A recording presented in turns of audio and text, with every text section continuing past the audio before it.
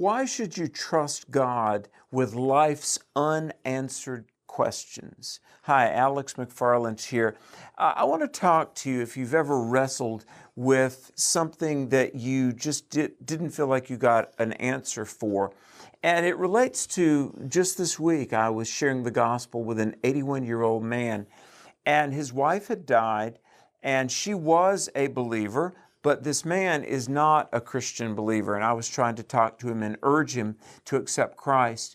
And finally he said something to me. He said, "I've never really told anybody this, but listen to this, preacher boy." He said, when I was about 10 years old, we had a relative that was a very godly Christian man, and he was very good to our family. He was in a car crash, and he became paralyzed from the waist down. He said, I was a 10-year-old boy, and I prayed, God, please heal him. And God didn't heal him. And he looked at me, and emotion was welling up within him. He said, why would God not answer the prayer of a 10-year-old boy? Why didn't God heal that man? I'm an innocent kid. I prayed. Why wouldn't God heal him? Think about that. What would you have said? And I said, well, I don't know. And there are plenty of things in life that we just don't know.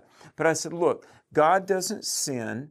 Otherwise, God wouldn't be eternal, because sin brings death. God is pervasively, thoroughly righteous. Part of the eternality of God is that God does all things right. And I think about Romans 9, verse 20, that says, who is humanity to talk back to God?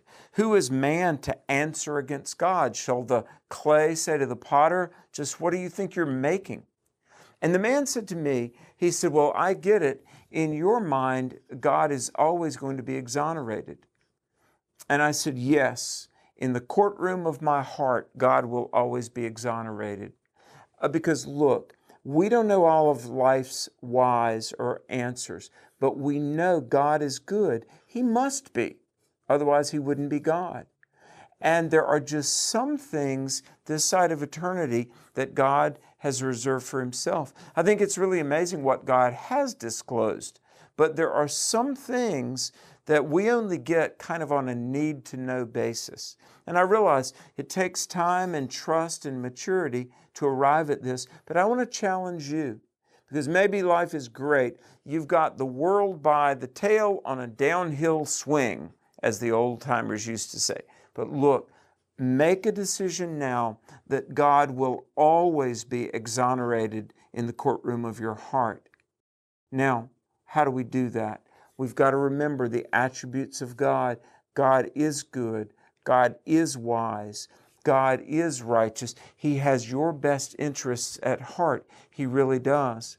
Maybe things are going great, but give it time. Things will come along that will cause you to say, why? And I can't promise you'll get an answer, but what I can promise through life's experiences, through the Word, that a sovereign, holy, loving God has your best interest at heart. And to push God away serves no good purpose.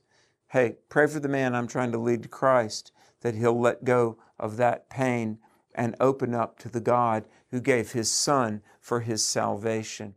We're on social media, a YouTube channel, all the platforms. Please like us, please share, and be a blessing to someone today. I know you have that opportunity. We all do. May God bless you.